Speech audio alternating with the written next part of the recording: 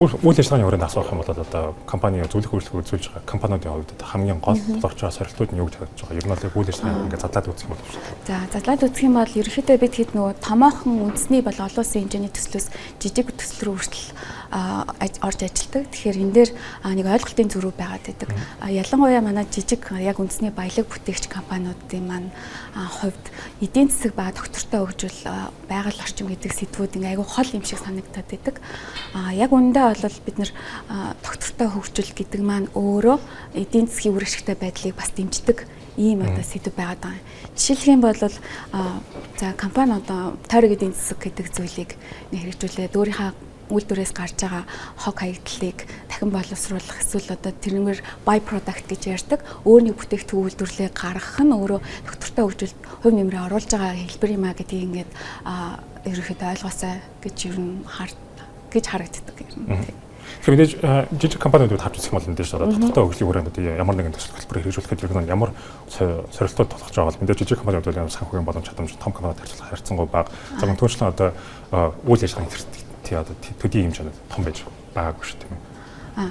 Яг жижиг компани гэж хэлэнгүүд бид нар ер нь өөрсдөө жижиг гэж бодхоос эхлээд асуудал эхлээд байгаа. Яг үндэ жижиг компани, жижиг мөнгө, жижиг хүн гэж байдгүй бүгд л өөр өөрсдийн гэсэн онцлогтой. Тэгэнгүүт бид нар ингээд жижиг компани юм чинь би энд ямар л одоо би 100,000 мод тарьж чадахгүй юм чинь би ер нь энд оролцохгүй. Тэрний оронд одоо томоохон компаниуд оюу толгой MCS нь тэр мод одоо тарьны эз гэж ингэж бодоод байдаг.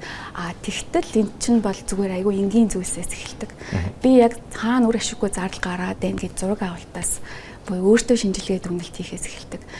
Өглөө жишээлбэл бид нэр хэрэггүй гэрлүүдээ асаагаад байна уу те хэрэггүй зардал одоо гаргаад байна уу хэрэггүй үр ашиггүй газар бид нэр бензинээр үрээд машинаар ингээ яваад байна уу гэдэг иймэрхүү зүйлээс л ерөнхийдөө эхэлж гин гэдэг энэ ойлголтын болон би өөрийнхөө үн цэнийг болон үр өгөөж нөлөөг дутуу үнэлэхээс ер нь эхлээд байдаг юм шиг санагддаг. Тэгэхээр байгаль орчин нийгмийн хүрээнд дотоодын компаниудын ер нь бол хэрэгжүүлэлтийг харж үзэх юм бол доктортой хөгжлийн хүрээнд ер нь олон улсын түвшинд харьцуулж үзэхэд ер нь ямар түвшинд явж байгаа вэ? Олон улстай харьцуулахад манайх бол харьцангуй бас хоцрогдсон юм шиг ингээд харагддаг. Жишээлбэл бид яг renewable energy бэсэргээх тэрчим хүчийг яг ашиглаж эхлэегүй байна. Гэтэ ингээд бид жоохон хойшоо хараад суугаад томоор нь хараад үзэх юм бол монголчууд ч өөрсдөө байгальд айгүй ээлтэй хүмүүс байсан. Доктортой хөгжил гэдэг бол манайхаас нэг хол эхлэхийн трендээс нэг хол зүйл бол биш. Бид хэд яаж л нүгэл гэдэг яхта бүрээ цэвэрлдэг. Тэгээ эсхийгээр буюу ингээд тонныхаа ноосоор гэрээ дулаалдаг. За манай Монгол гутал хүртэл те хөрсөө нөгөө синдичгүй тулд ийм хоншор юутай байдаг штэ. Уултай гих мэдчлээ. Тэгэхээр ерөнхийдөө манайх бол ердөөсө хоцроогүй яг хөө зарим талаараа бол жоохон дутагдaltaй тал байж болно. Гэтэ ердөө өөрсдөө дутуу үнэлж ирнэ болохгүй. Мэдээж эдгээр төслүүдийг хэрэгжүүлсний хүрээнд нь бол одоо нийгэмд илүү үр өгөөжтэй байж таарах. Гэтэ компаниуд өөр нь ямар талаас ямар үр шимийг хүртэх гэж харж байгаа. За түрүү хэлсэнчлэн нөгөө зардал хэмжих гэдэг маань бол ер нь хамгийн том үр өгөөж. Тэгээ дээрэс нь одоо яг энэ ногоон санхүүжилт гэдэг юм маань өөрөө бас ингээ мөнгөний зах зээл болон хөрөнгөний зах зээл маш томоохон тренд болоод байна л да. Ногоон бондууд, green bond, цэнхэр бонд, social bond гэх мэтчлэн ингээд олон улсаас манай банкуд, арилжааны банкуд бол энэ ногоон хөрөнгө оруулалтуудыг татаад илүү их хэмд хүүсээр татаад яг байгууллагуудад бол зээл олгож байгаа. Тэгэхээр нөгөө үйл ажиллагаагаа илүү байгаль дээлтэй болгосноороо биднэрт бас эдийн засгийн ингээд аюу олон төрлийн боломж нэгдэж өгч байгаа. Ногоон үйл ажиллагаа явуулдаг энэ компани маань өөрөө бас өрсөлдөөний чадварын хувьд олон улсад гарахад аюу төхөн болж байгаа.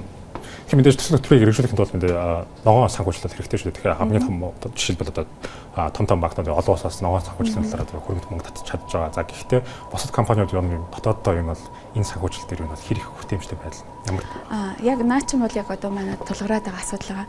Нэг талаа бид нөгөө аюул олон стандартуудыг мөрдөх батлах шаардлагатай болдог.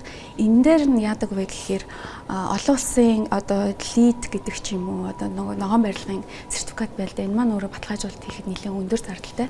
Тэгэхээр нөгөө жижиг компаниуд би барилгаа ингээд ногоон гэдгийг баталж чадахгүй учраас би ногоон барилгын зээл авч чадахгүй байна гэдэг ийм асуудал байдаг. Тэгэхээр яг одоо энэ дээр манай зөвлөх компани маань ерөнхийдөө энэ чиглэл рүү яг ажиллаад зөвлөх үйлчлэгийг үзүүлж байгаа. Тэр мэдээж тэр асуудлууд нь юу бол цааш тэр нь жоохон зохицуултын орчноосоо жоохон дэмжлэг хэрэгтэй байх шаардж байна. Тэгэхээр юу нь ямар өөрчлөлт орох шаардлагатай гэж харж байгаа. За яг одоо манай компанийн хувьд бол нөө биологийн олон янз байдлын үндэсний стратегийн яг санхүүжилтийн төлөө боловсруулж байгаа. Энэ дээр яг одоо 2030 он хүртэл болон 2050 он хүртэл Монгол улс маань энэ ногоон эдийн засгийг дэмжихийн тулд яг ямар санхүүжилтийн бүтээгдэхүүн болон идэвхжүүлэлтүүдийг хийх шаардлагатай вэ гэдэг дээр ажиллаж байгаа. Тэгээд энгийн жишээ дурдах юм бол бид нар debt swap гэж зүйл байдаг. За энэ маань яадаг вэ гэхэлэр би олон улсаас 9% хүүтэй бонд татсан байла.